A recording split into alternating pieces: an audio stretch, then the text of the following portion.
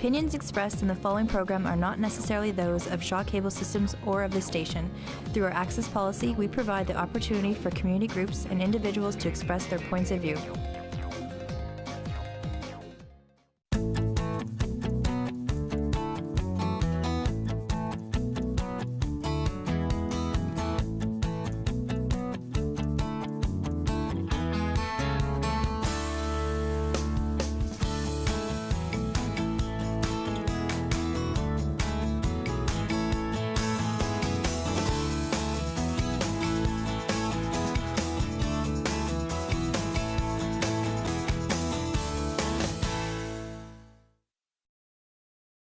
And here we are at Southville Bowling Alley in Moose Jaw, a quiet place of recreation where you can hear a pin drop.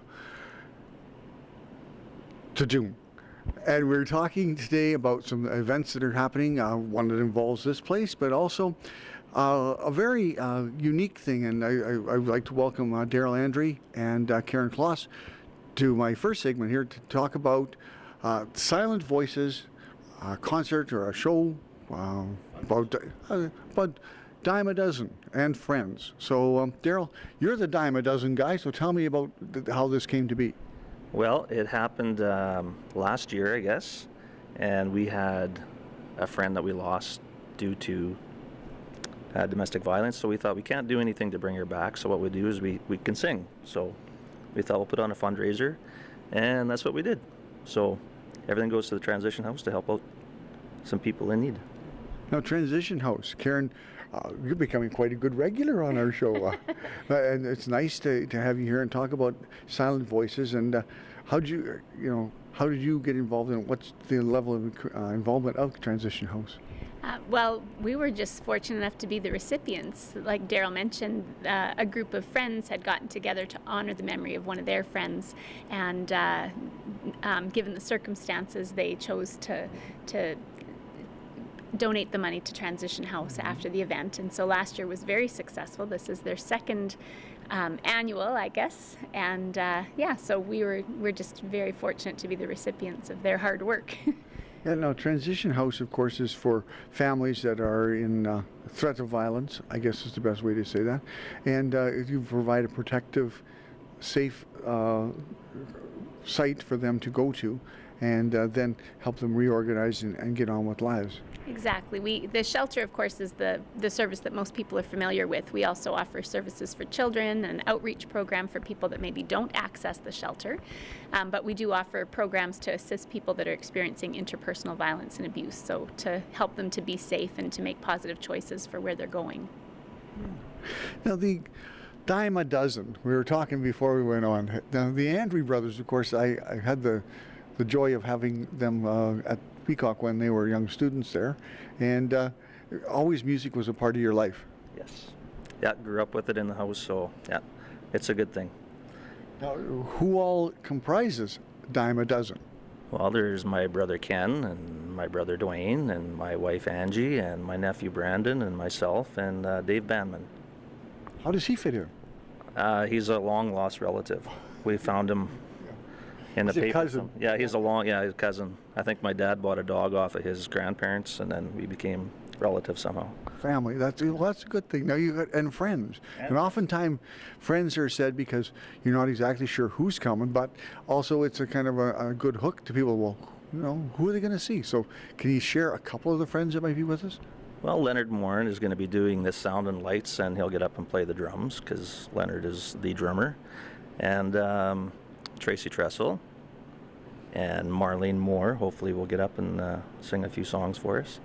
And other than that, I guess it'll be a surprise.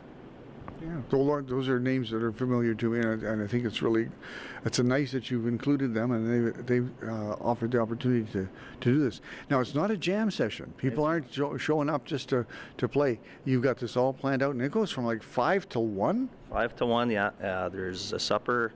Well, not a supper. We have beef on a bun. We have pulled pork. We have door prizes, penny parade, all kinds of stuff. Spot dances. So if you're a dancer, or even if you're not a dancer, you could still win for being the worst dancer, actually. So there's a category for me. I'm feeling really good. For the spot dances, I love. Do you have a broom dance too? No, not anymore. We're not allowed to have brooms anymore. So. Really? Yeah. The curlers that took over or something. I don't know. Maybe do you know what a broom dance is, Karen? I don't. No, I don't. Do you want to tell her what a broom dance is? You can go ahead because I'm not sure what it is. Okay, a broom dance is, well, it starts off, people are dancing, and one person leads the whole, gets them all dancing. Then he has a broom, or she has a broom for a partner. And then she walks up to a couple who are dancing, hands the broom to the partner, and says, here you go, and they have to go off and dance, and then they take over dancing with that partner. And it just keeps passing the broom around all night long, or all dance long, while they have a chance to. And that way you get a chance to dance with somebody new and interesting, and so. And they get left with the broom, and your other partner gets left with the broom. Well, left is such an evil term. It's really, Get this clean up after the event is over. there you go. But it's a fun thing, and it's a way to get people dancing too. They have to get out and do things. So now tickets are available where? You can call me at 693-4792 or 630-5742, and tickets are going fast, so get them. There's a limited number on this too, isn't there, Karen? Where are you holding it? The event's at the Cosmos Center, same as last year. Actually, it proved to be a good venue. There's lots of space there for tables and dance floor and for the penny parade items and the food, so yeah. And where do you get the penny parade items from? I think Daryl can probably speak more to that, but there's a number of businesses in town that have been very generous in providing prizes, and yeah, there's been lots of support. Okay. I get the penny parade prizes from everywhere. Everybody has been very generous, yeah. Just walk in the door and I usually walk out with something. And I didn't steal it. So. Well, that's a good thing to know. Yeah. But how does the penny parade work for people? You come in and you put your name on a piece of paper and you drop it in the box or the pail, whatever we have in front of the prize. And at the end of the night, we'll go from probably entertainment will start at 5:30, 6 o'clock, we'll say. And then we'll go till midnight with the entertainment, and then we'll start doing the draws for all the penny parade stuff. Do you have to be there to win? It'd be better if you were, but no, we can phone you the next day. Okay. Well, that's a good thing. Now, all the funds generated go to Transition House. What kind of programs are you using them for, Karen? Well, sometimes it depends. Certainly our facility sometimes requires maintenance and we're underfunded for that. So sometimes we may take a portion of fundraised dollars to allocate to the shelter. Other times we may allocate it to our children's fund. So it may provide for not just entertainment, but more positive experiences for children while they're in the shelter, something to kind of just to help them have a little bit more normal time while they're there. Obviously, it's not the best time in their life when they're with us, so if we can do something to ease that for them. Sometimes it might be assisting women as they're moving on. If they need anything, then we're able to kind of help. We receive about 80% of our funding from the Ministry of Justice, the Interpersonal Violence and Abuse Unit. However, there's always things that are underfunded, so. And how long is the Moose Jaw trend? It's like a longer time than most people think. It's like over 20 years, isn't it? Over 30 years, actually. About 1978 when the organization was first incorporated. So, yeah, it's been around for a long time. Sadly, still needed, but I guess good that we're still there. And you brought a shirt along too. So show us the shirt. Sure. These are shirts that were designed last year for the cabaret. So they say Silent Voices on them. And you can hold it just steady and great. I'll take a nice Sure. close-in shot for it. So they were also sold last year at the fundraiser as another way to raise some money. Good. Now, who designed this, Daryl? Kathy's Custom Stitchery did the T-shirts up for us, and we just kind of give them an idea of what we wanted in it, and they come up with the final project. So it was good. Well, this is a really good thing, and I want to thank you for taking the initiative to do that, because it's a very positive thing coming out of a sad situation, which benefits a group that comes out of a sad situation, and it becomes a positive thing for you guys. So let's just refresh the whole thing now, and start. So, where is it? When is it? Who is it? All that's going to be said. Ready? Who is it? It's Dime a Dozen and Friends. What it is? It's the Silent Voices fundraiser. Where it is at the Cosmos Center in Moose Jaw. When it is Saturday, March the 9th, starting at 5 p.m.